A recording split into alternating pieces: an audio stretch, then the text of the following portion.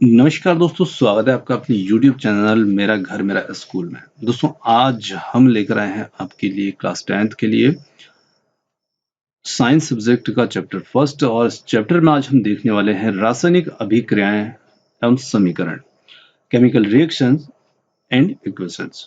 तो चलिए और स्टार्ट करते हैं बिना देर किए। और दोस्तों यहाँ आपको बताना चाहेंगे कि ये चैप्टर जो है हम 2 पार्ट में से कवर करने की कोशिश करेंगे, क्योंकि हो सकता है सीधा आपको एक ही वीडियो के अंदर पूरा चैप्टर मिलता है, तो हो सकता है आपको देखना थोड़ा मुश्किल हो सकता है, इतने लंबे टाइम तक आप देख पाए या ना देख पाए। तो चलिए स्टार्ट करते हैं और समझते हैं, देखते हैं आप किसी भी तैयारी कर रहे हैं या फिर आप क्लास 10th में पढ़ते हैं, तो दोनों ही स्थितियों में वीडियो आपके लिए काफी इंपॉर्टेंट है। तो चलिए स्टार्ट करते हैं। देखिए सबसे पहली बात यहाँ पर हम करते हैं कि कुछ ऐसी परिस्थितियां होती है जो हमें अपने जीवन में देखने को मिलती है, तो उन परिस्थितियों पर चर्चा करते हैं, क्योंकि हमारा चैप्टर जो है वो है रासायनिक अभिक्रियाओं और समीकरणों पर। तो यहाँ पर रासायनिक अभिक्रियाएं क्या होती है और किस प्रकार से समीकरण लिखे जाते हैं, ये सब हम इसमें जानेंगे। तो सबसे पहले यहाँ पर कुछ उदाहरणों को देखते हैं और देखते हैं, जैसे गर्मियों में कमरे के ताप पर दूध को खुला छोड़ दिया जाता है, तब क्या होता है। तो आपने देखा होगा कि दूध जो होता है वो खराब हो जाता है। तो दूध खराब हो जाता है, और दूध खराब होने के पीछे जो कारण है वो क्या कारण होता है, तो वहां पर रासायनिक अभिक्रिया हो जाती है जनो।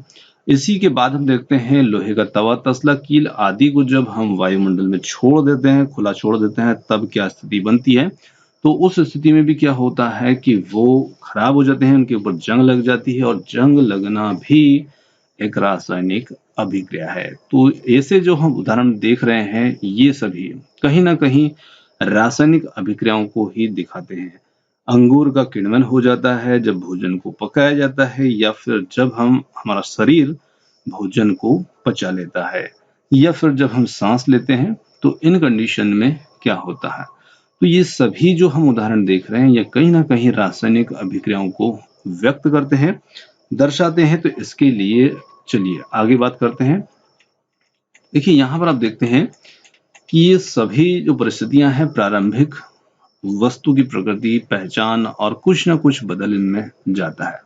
चाहे इनकी अवस्था बदलती है, पदार्थ बदलता है, कुछ ना कुछ चेंजेस इनके अंदर हमेशा देखने को मिलते हैं, तो हम कह सकते हैं कि इनमें रासायनिक परिवर्तन हो रहा है, और यहाँ एक रासायनिक अभिक्रिया हुई है, ये हम कह सकते हैं। अब आप देख रहे सोच रहे होंगे कि रासायनिक अभिक्रिया का वास्तविक अर्थ क्या होता है। जैसे आप स्टूडेंट हैं तो हो सकता है ये बात आपकी समझ से थोड़ी सी परे हो। तो यहाँ पर हम जान सकते हैं कि रासायनिक अभिक्रिया क्या होती है, इसको एक उदाहरण से समझते हैं। देखिए यहाँ पर एक एक्टिविटी दे रखी है, एक्टिविटी फर्स्ट, पॉइंट फर्स्ट जो है यहाँ पर 1.1। तो इस एक्टिविटी के अंदर आप देख पा रहे हैं कि यहाँ पर ये शिक्षक और स्टूडेंट दोनों के लिए है। तो यहाँ पर टीचर्स अभी आपके साथ नहीं है, तो आप यहाँ पर इसको सिर्फ पढ़ सकते हैं, समझ सकते हैं। देखिए यहाँ पर क्या हो रहा है कि सबसे पहले हमें एक 2 सेंटीमीटर लंबे मैग्नीशियम रिबन को रेगमाल से रगड़कर साफ कर लेना है, ताकि उसके ऊपर किसी प्रकार की कोई धूल परत वगैरह या कुछ भी ऐसी अनावश्यक चीजें लगी हुई ना हो, इसलिए हम उसको रेगमाल से साफ कर लेते हैं। और फिर इसे क्या करते हैं, चिमटे से पकड़ करके स्प्रिट लैंप या बर्नर से इसका दहन करते हैं। तो यहाँ पर आप चित्र के अंदर देख पा रहे हैं, ये मैग्नीशियम का रिबन है, और इस रिबन को यहाँ पर चिमटे की सहायता से पकड़ा गया है। और इसी के साथ साथ आप देख रहे हैं, जैसे जैसे ये मैग्नीशियम का रिबन जो है ये इस लैंप से जलाया जाता है, दहन इसका किया जाता है, तो यहाँ पर आप वाच ग्लास के अंदर देख रहे हैं, इसकी जो राख है वो हमें गिरती हुई यहाँ पर नजर आती है। तो वाच ग्लास के अंदर जो इसका जो पाउडर है राख के रूप में, वो यहाँ पर इकट्ठा हो जाता है। तो ये इकट्ठा हो जाता है। चलिए आप शायद देख पा रहे हैं, यहाँ पर आपको थोड़ा सा दिख रहा होगा, जो राख इसकी यहाँ पर गिर रही है वो यहाँ पर आप देख पा रहे हैं, और यहाँ पर ये इकट्ठा हो रहा है।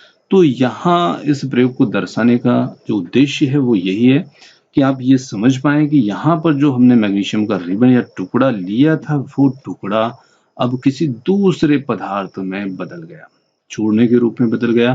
पहले उसका जो रंग था वो कुछ अलग था, अब यहाँ पर उसका रंग जो है वो कुछ बदल गया, वो एक श्वेत चूर्ण के रूप में यहाँ इकट्ठा होता है। तो देखिए यहाँ पर किस प्रकार से रासायनिक अभिक्रिया हुई, तो हमने यहाँ पर क्या लिया था, मैग्नीशियम। हमने यहाँ पर मैग्नीशियम लिया था और इसकी क्रिया जो है वो हमने करवाई थी वायु के साथ में, इसका दहन करवाया था। तो यहाँ पर हम कह सकते हैं कि इसको जैसे हमने लिया तो यहाँ पर ऑक्सीजन के साथ में इसका दहन किया तो ये एक चूर्ण के रूप में बदल गया। चलिए आगे थोड़ा सा इसको समझते हैं, हमारी बुक के अंदर इसको स्पष्ट यहाँ पर किया है थोड़ी सी। जब हमने यहाँ पर देखा कि मैग्नीशियम जो था ये चमकदार श्वेत लोह के साथ इस रिबन को जलाया गया, दहन होता है तो ये श्वेत चूर्ण में परिवर्तित हो जाता है। तो यहाँ पर उसका जो रंग है वो परिवर्तित हो जाता है। आगे बात करते हैं, ये जो चूर्ण होता है ये मैग्नीशियम ऑक्साइड का चूर्ण होता है। तो ये जो चूर्ण होता है यहाँ पर हम कह सकते हैं जब इसको जलाएंगे तो हमें क्या मिलेगा, मैग्नीशियम ऑक्साइड मिलेगा। तो मैग्नीशियम ऑक्साइड जो होता है ये इसमें हमें प्राप्त होता है। चलिए आगे बात करते हैं, एक और यहाँ पर एक्टिविटी दे रखी है। तो इस एक्टिविटी के अंदर हम देखते हैं, दोनों को मैं यहाँ थोड़ा सा समझा देता हूँ आपको। देखिए परख नली ली गई है और उसके अंदर लेड या शीशा नाइट्रेट का घोल लिया गया है, इसके अंदर हम पोटेशियम आयोडाइड का घोल मिला देते हैं तो आप क्या परीक्षण कर सकते हैं। एक परख नली हमारी एक्टिविटी ये हो जाती है और एक एक्टिविटी यहाँ पर हमें दे रखी है। तो जिसमें एक शंक्वाकार फ्लास्क लिया है, परख नली के अंदर कुछ दानेदार जिंक लिया है। तो यहाँ पर जो डायग्राम आप देख पा रहे हैं वो 1.3 का है, तो इस एक्टिविटी के लिए ये दिया है।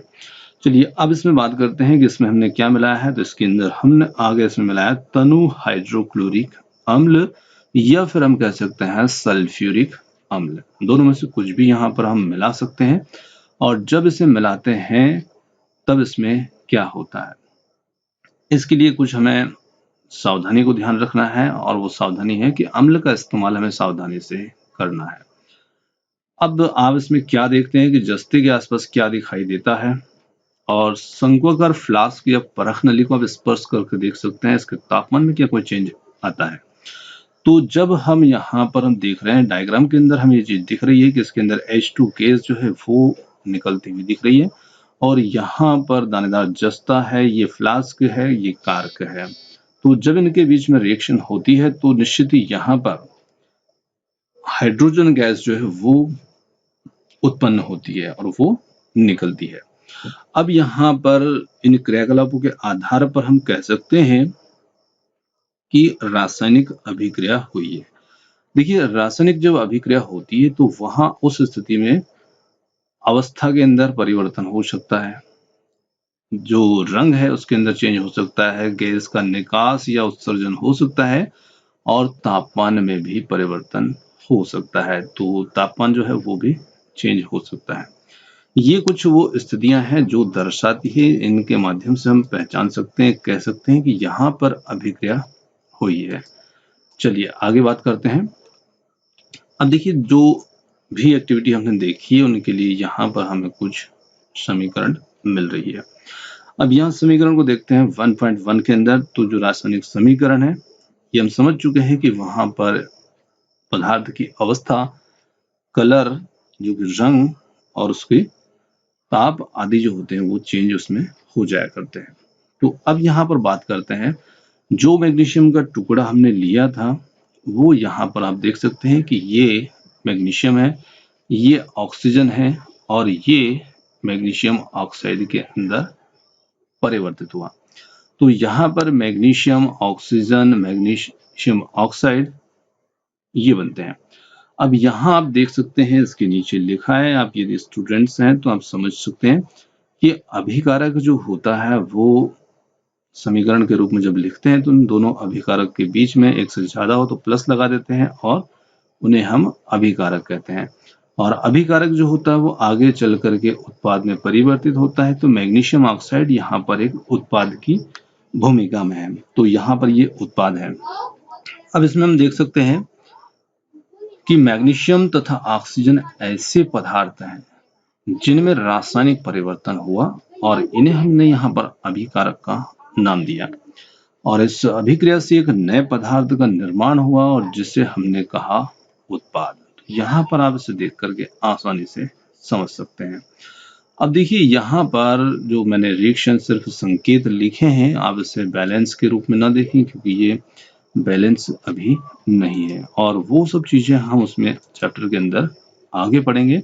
और यदि आप इसे बैलेंस करना चाहते हैं तो आप इसे यहाँ देता हूँ, जैसे हम इसे बैलेंस के रूप में लिखेंगे तो ये हो जाएगा 2mg प्लस O2 और इज इक्वल टू 2mgO। ये यहाँ पर इसका जो रूप होगा ये बैलेंस के रूप में हो जाएगा। चलिए आगे बात करते हैं इसके अंदर। देखिए जो रासायनिक समीकरण होती है इनके अंदर हम अभिकारक और उत्पाद के परिवर्तन को एक तीर के निशान के द्वारा, जैसे यहाँ पर आप देख सकते हैं ये तीर का निशान लगा है, इस प्रकार से इसे हम दर्शाते हैं। अब देखिए यहाँ पर जब हम अभिकारक को लिखते हैं तो इसके अंदर इन दोनों के बीच में प्लस का निशान लगाते हैं ताकि एक से ज्यादा अभिकारक की स्थिति में ये लगाना होता है, जिससे हम दर्शाते हैं। और इन्हें हम बाईं ओर लिखते हैं, किन्हें? जो अभिकारक होते हैं उन्हें। और इसी प्रकार से जो उत्पाद होते हैं, उत्पादों के अंदर भी यदि हम देखते हैं कि उत्पाद एक से ज्यादा है तो उनके बीच में प्लस लिखा जाएगा और उन्हें RHS यानी कि राइट हैंड साइड पे लिखा जाएगा और तीर का सिरा उत्पाद की ओर होता है। चलिए अब जो हमने देखा वो यहाँ पर हम समीकरण के रूप में देख सकते हैं। तो यहाँ पर हमने देखा कि जैसे ये Mg प्लस O2 था और ये कन्वर्ट हुआ था यहाँ पर मैग्नीशियम ऑक्साइड के अंदर। अब मैग्नीशियम ऑक्साइड के अंदर हम देखें तो इसमें देख सकते हैं इस प्रकार समीकरण है, ये दोनों हमारे लिए अभिकारक हैं और यहाँ पर इन दोनों अभिकारकों को हमने वहां नाम लिखा था, यहाँ इनको संकेतों के रूप में लिख दिया। और इस प्रकार से जब संकेतों के रूप में हम लिखते हैं तो उसे हम कहते हैं समीकरण। तो ये हमने इसके लिए एक समीकरण का प्रयोग किया जो यहाँ इस अभिक्रिया को दर्शा रहा है। अब यहाँ पर आप देख सकते हैं कि जो समीकरण यहाँ पर लिखी गई है इसके अंदर मैग्नीशियम जो Mg है इसके परमाणु की संख्या यहाँ पर आप देख सकते हैं 1 है और ऑक्सीजन के परमाणु की संख्या जो है वो यहाँ पर आप देख सकते हैं 2 है। तो यहाँ पर उत्पाद में आप देख पा रहे हैं कि यहाँ पर दोनों की संख्याएं आपको एक एक नजर आ रही है। तो यहाँ पर एक एक नजर आने के कारण है कि ये जो समीकरण है ये अभी संतुलित नहीं है और इसे हमें संतुलित करना होगा। तो चलिए अब हम बात करते हैं आगे संतुलित रासायनिक समीकरणों के महत्व की। अब समीकरण को किस प्रकार से हमें संतुलित करना होगा, उसके लिए क्या क्या चीजें हमें ध्यान में रखनी होती है उनको हम देखते हैं। देखिए संतुलित रासायनिक समीकरण का महत्व। अब यहाँ पर आप देख सकते हैं आपने एक द्रव्यमान संरक्षण का नियम देखा है और संरक्षण के नियम में जो नियम है वो क्या कहता है, तो वो कहता है कि अभिक्रिया जो होती है कोई भी रासायनिक अभिक्रिया उसमें तो द्रव्यमान का ना निर्माण होता है ना ही वो नष्ट होता है, सिर्फ वो परिवर्तित होता है। तो यहाँ पर कहने का मतलब है कि जब भी कोई रासायनिक अभिक्रिया हो उसमें हमें अभिकारक और उत्पाद के जो तत्व हैं उनका कुल द्रव्यमान बराबर होना चाहिए, अभिकारक और उत्पाद। अब यहाँ पर हम देख सकते हैं दूसरे शब्दों में रासायनिक अभिक्रिया के पहले और उसके पश्चात प्रत्येक तत्व की जो संख्या है वो समान होना चाहिए। अब इसके लिए फिर हमने एक नया उदाहरण यहाँ पर लिया है। तो यहाँ पर आप देख सकते हैं ये जिंक और सल्फ्यूरिक अम्ल जो कि 1.3 एक्टिविटी थी और इसमें हमने देखा जिंक के टुकड़े लिए थे, उसके ऊपर हमने अम्ल को डाला था। तो यहाँ पर ये दोनों अभिकारक की भूमिका में है और ये उत्पाद है जिंक सल्फेट प्लस हाइड्रोजन। अब इसे यहाँ पर हम समीकरण के रूप में लिखेंगे तो ये समीकरण हो गए जहां जिंक और H2SO4 is equal to ZnSO4 plus H2 hydrogen gas. अब ये क्या समीकरण जो है दोनों साइड आप देखते हैं जिंक 1 है, यहाँ पर आप देखते हैं जिंक की संख्या 1 है। H2 यहाँ पर आप देख सकते हैं हाइड्रोजन 2 है, यहाँ पर भी 2 है और SO4 या सल्फर को देखें वो 1 है, ऑक्सीजन को देखें 4 है। तो क्या यहाँ पर समीकरण जो है वो संतुलित है या नहीं है, आप अपना उत्तर कमेंट्स करके दे सकते हैं। चलिए अब इसमें बात करते हैं आगे। जो भी हमारी अभिक्रियाएं होती है उन्हें हमें किस प्रकार से संतुलित करना होता है। तो संतुलित करने के लिए जैसे यहाँ पर एक तालिका दे रखी है और इस तालिका के अंदर देख सकते हैं यहाँ पर तत्व एलिमेंट है और इसके अंदर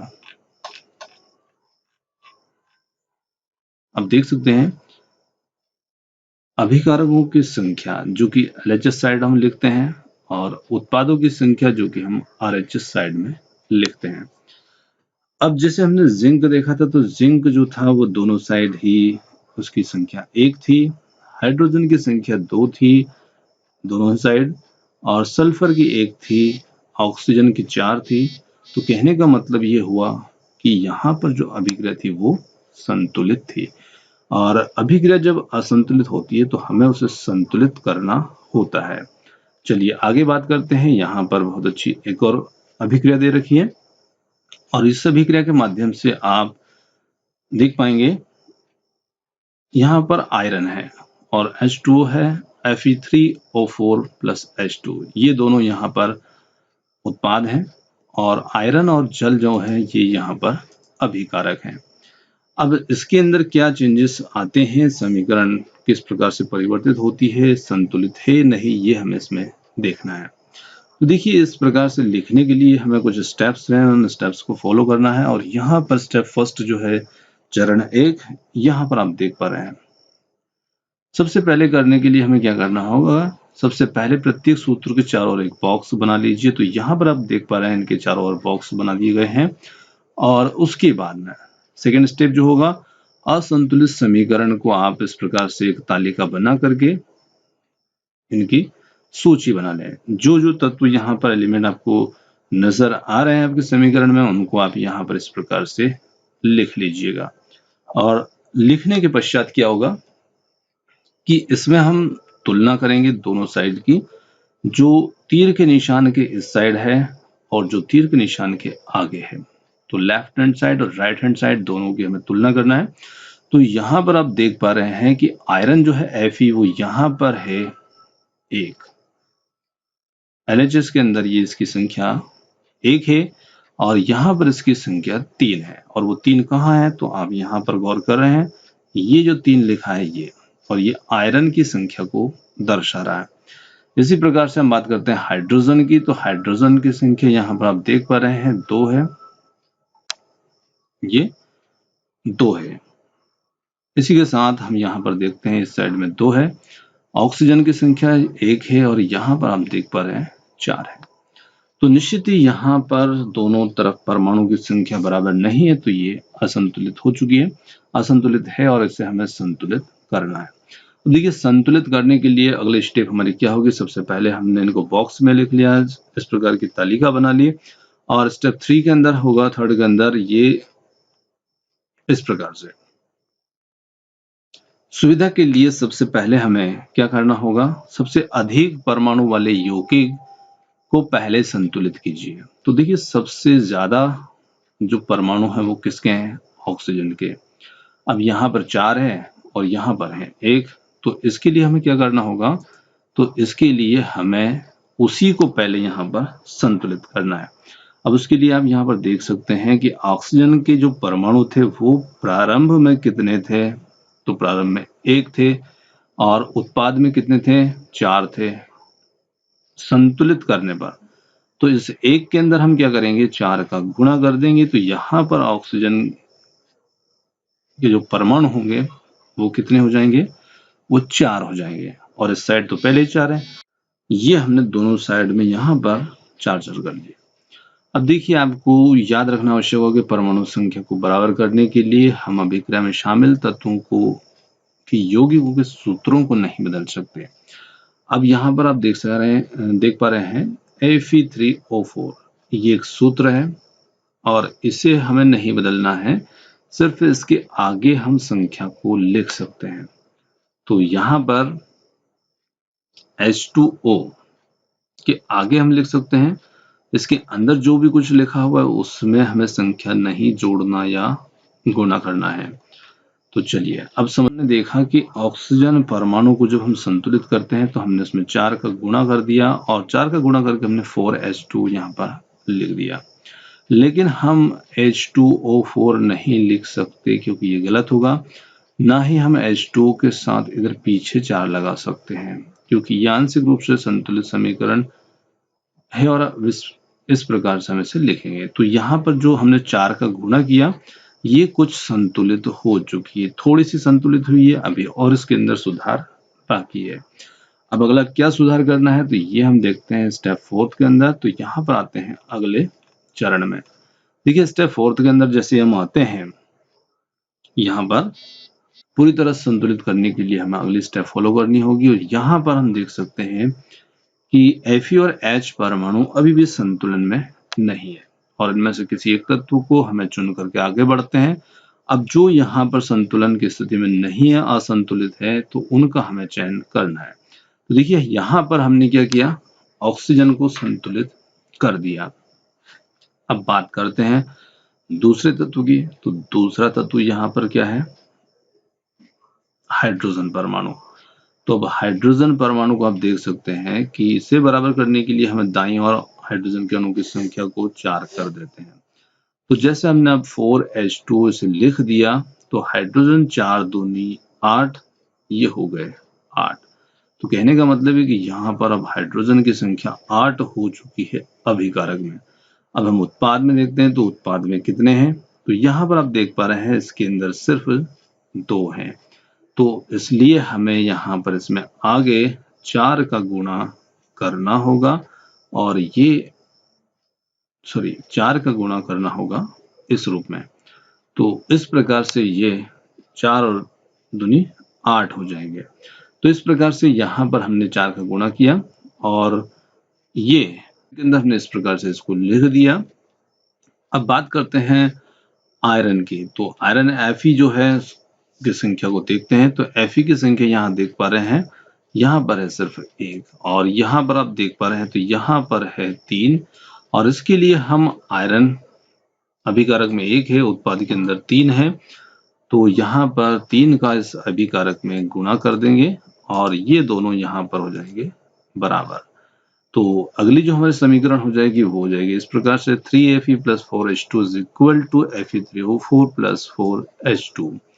अब ये जो समीकरण है ये हमारे संतुलित रूप में आ चुकी है और अब इसे हम यहाँ पर देख सकते हैं और समझ सकते हैं कि क्या ये संतुलित है या नहीं है। तो आप यहाँ देख सकते हैं जो आयरन है इसकी संख्या कितनी है, Fe की 3 है। आप यहाँ इधर देखेंगे उत्पाद में 3 है।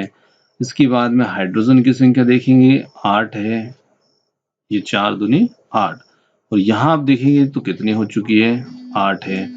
ऑक्सीजन परमाणु की संख्या यहाँ पर ऑक्सीजन जो है इसी के आगे H2 है और H2 के आगे 4 लिखा है, तो ये 4 हाइड्रोजन के लिए भी है और ऑक्सीजन के लिए भी है। तो ऑक्सीजन के परमाणु की संख्या कितनी हो गई, 4 और यहाँ इस साइड कितनी है, तो यहाँ इस साइड भी आप देख पा रहे हैं कि यहाँ पर भी 4 है। तो ये आप देख पा रहे हैं।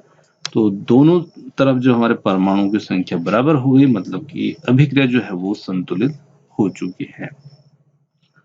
चलिए आगे बात करते हैं। तो ये जो मेथड हमने देखी थी जिसे हम हिट एंड ट्रायल मेथड कहते हैं और ये जहां पर हम इस प्रकार इस तरीके से इन दोनों को बराबर करते हैं। चलिए आगे बढ़ते हैं। आगे जो हमारी है भौतिक अवस्थाओं के संकेत लिखना। अब देखिए यहाँ पर जब हम रासायनिक समीकरण लिखते हैं तो समीकरण के अंदर अभी हमने देखा जो समीकरण थे उसमें किसी प्रकार से भौतिक अवस्थाओं को नहीं लिखा गया था। अब यहाँ इस समीकरण के अंदर देख सकते हैं S लिखा है, G लिखा है, S लिखा है और Z लिखा है। तो ये क्या है कि जब भी हम रासायनिक समीकरण को अधिक सूचनापूर्ण बनाना चाहते हैं और ज्यादा क्लियर जानकारी हम यदि देना चाहते हैं उसके अंदर, तो फिर हमें इन चीजों को दर्शाने की आवश्यकता होती है। और यहाँ जब हमें दर्शाते हैं भौतिक अवस्थाओं को तो इसके लिए हम क्या करते हैं, अभिकारक तथा उत्पादों के गैस, द्रव, यहाँ आप देख पा रहे हैं गैस, द्रव, जली तथा ठोस, ये 4 चीजें यहाँ पर दिखाई गई है और इसके लिए हम क्रम से G, अब G जो होगा ये गैस के लिए होगा, इसके लिए इसी के साथ में द्रव, और द्रव जो होगा इसके लिए हम लिखेंगे एल, लिक्विड। इसी के साथ में जली होगा तो जली के लिए हम लिखेंगे एक्वा, और ठोस पदार्थों के लिए लिखेंगे सॉलिड। तो इस प्रकार से हमें क्रम से लिखना होगा। और यहाँ पर देखिए एक्वा और जली दोनों एक जैसी चीजें लगती है, परंतु जब हम सीधे यहाँ पर जब अभिकारक उत्पाद जब जल के घोल के रूप में हो, तब उस स्थिति में हमें एक्वा लिखना होता है। जब अभिकारक उत्पाद जल के घोल के रूप में हो तो हम एक्वा लिखेंगे, और जैसे कोई भी अभिकारक उत्पाद लिक्विड फॉर्म में हो, तरल फॉर्म में हो, तो उसके लिए हम लिक्विड एल का प्रयोग करेंगे। अब यहाँ इस समीकरण को आप देख सकते हैं, यहाँ पर आयरन जो है, लोहा, ये सॉलिड है, इसे एस लिखा गया है। H2O जी लिखा गया है। अब H2O देखिए ये तो जल होता है, तो यहाँ पर इस जल को जी से क्यों लिखाया गया है, तो ये तो एक प्रकार से जल है, और जल हम देखते हैं कि जल जो होता है वो तो तरल होता है, लिक्विड होता है। देखिए ये तो हमने देखा कि ये जल था, और जल को यहाँ पर जी से प्रदर्शित क्यों किया गया, तो उसकी जो वजह है वो ये है कि जल जो है यहाँ पर वो सीधे सीधे लिक्विड तरल फॉर्म में ना हो करके वो भाप के रूप में है। तो भाप देख सकते हैं, भाप गैसीय रूप में होती है, तो इसलिए यहाँ पर इसके आगे जी का प्रयोग किया गया है, गैसीय रूप में इसे दर्शाया गया है। अब यहाँ पर आप देख पा रहे हैं आगे Fe3O4 जो है ये एस के रूप में है, यानी कि ये सॉलिड है, ठोस है, और 4H2 जो है ये फिर गैस के रूप में है। और ये जो अभिक्रिया है, ये अभिक्रिया हमारी जंग के रूप में है। जैसे लोहा होता है तो लोहे के ऊपर जब जल वाष्प मिलते हैं, नम वायु मिलती है जिसमें पानी की अधिकता हो, और वो जंग में परिवर्तित हो जाता है, तो लोहा जो होता है वो उस पर जंग आ जाती है, तो उस रूप में यहाँ पर दर्शाया गया है। तो चलिए आगे इसमें हम बात करते हैं। देखिए ये हम समझ चुके हैं कि इसमें जल जो है वो उसका उपयोग भाप के रूप में किया गया है, इसलिए उसे जी से प्रदर्शित किया गया है। और जब हर रासायनिक समीकरण में भौतिक अवस्थाओं को शामिल नहीं किया जाता है जब तक कि यह आवश्यक ना हो। देखिए हम उसको दर्शाना चाहते हैं तो उसके लिए हम इन्हें लिख सकते हैं। अब कभी कभी हम देखते हैं कि जो अभिक्रियाएं होती है इनके ऊपर ताप, दाब, उत्प्रेरक आदि को भी तीर के निशान के ऊपर नीचे आपको देखने को मिलते हैं, और ये जो दर्शाने की जो वजह है वो क्या है, तो यहाँ पर आप देख पा रहे हैं जैसे कि ये CO गैस के रूप में है, कार्बन मोनोऑक्साइड, और H2 गैस है, और यहाँ पर लिखा है 340 ATM, तो ये वायुमंडलीय दाब को दर्शा रहा है, और इसी के साथ में यहाँ पर अभी का जो उत्पाद बन रहा है वो लिक्विड फॉर्म में आ रहा है। तो यहाँ पर मेथनॉल को बनाया जा रहा है कार्बन मोनोऑक्साइड और H2 गैस के संयोग से। अब इसी के नीचे एक दूसरी समीकरण हमें देखने को मिलती है जहां पर CO2 एक्वा फॉर्म में है और इसके साथ में जल है, और यहाँ ऊपर और नीचे तीर के निशान के ऊपर नीचे सूर्य का प्रकाश और क्लोरोफिल लिखा है, जो इस अभिक्रिया को करवाने के लिए जरूरी है, उत्प्रेरक की भूमिका में होते हैं। तो उत्प्रेरकों को ताप को, दाब को आदि को तीर के निशान के ऊपर और नीचे लिखा जाता है। तो यहाँ पर आप देख पा रहे हैं ग्लूकोज बन रहा है और ऑक्सीजन मुक्त हो रही है, तो अभिक्रिया कौन सी हो रही है? प्रकाश संश्लेषण। और प्रकाश संश्लेषण के अंदर क्या होता है? प्रकाश संश्लेषण अभिक्रिया के अंदर पौधे अपने भोजन का निर्माण करते हैं, साथ ही ऑक्सीजन को मुक्त करते हैं, तो ये अभिक्रिया आपको आगे चल करके बहुत उपयोगी होगी, तो इसे आपको याद रखना है, ये प्रकाश संश्लेषण है। चलिए आगे कुछ प्रश्नों को देखते हैं, और ये प्रश्न आपके लिए हैं, आप इन्हें हल करने की कोशिश करना। जो परेशानी आपको लगती है तो उसे आप कमेंट्स के रूप में बता देना, ताकि अगले पार्ट में हम उसका उत्तर आपके लिए लेकर आएंगे। देखिए वायु में जलाने से पहले मैग्नीशियम रिबन को साफ क्यों किया जाता है? तो ये आपने गौर किया क्यों किया गया था? तो उसकी कई वजह है, और ये मैंने इसमें बात बताई भी थी, आपने ध्यान दी हो तो आप उसका उत्तर जरूर दें। यहाँ पर कुछ अभिक्रियाएं हैं, और इन अभिक्रियाओं को संतुलित करने के लिए समीकरण लिखना है, जिसमें हाइड्रोजन है, क्लोरीन है, और यहाँ पर बन रहा हाइड्रोजन क्लोराइड। इसी साथ में बैरियम क्लोराइड है, एल्यूमिनियम सल्फेट है, बैरियम सल्फेट और एल्यूमिनियम क्लोराइड इसके अंदर बन रहा है, सोडियम और जल, सोडियम हाइड्रोक्साइड और हाइड्रोजन। और यहाँ पर तीसरा प्रश्न है कि निम्नलिखित अभिक्रियाओं के लिए उनकी अवस्थाओं के संकेत के साथ संतुलित करना लिखिए। जल में बेरियम क्लोराइड तथा सोडियम सल्फेट के विलयन की अभिक्रिया से सोडियम क्लोराइड का विलयन तथा आगुषण ये बनता है, तो इनके हमें कुछ समीकरण लिखना है। यहाँ पर इन अवस्थाओं के संकेत के साथ में इसको संतुलित समीकरण के रूप में आपको लिखना है। तो ये आप प्रश्न है, इनको आप करके देखें। आप नहीं कर पाते हैं तो आप हमें कमेंट्स करके बताइएगा, हम अगले पार्ट में इनको क्लियर करा देंगे। तो यहाँ पर आज का जो हमारा पहला पार्ट था उसे हम समाप्त करते हैं, क्योंकि वीडियो थोड़ा लंबा हो चुका है और बाकी का जो शेष पार्ट है हमारा वो अगले पार्ट में हम उसे कवर करेंगे।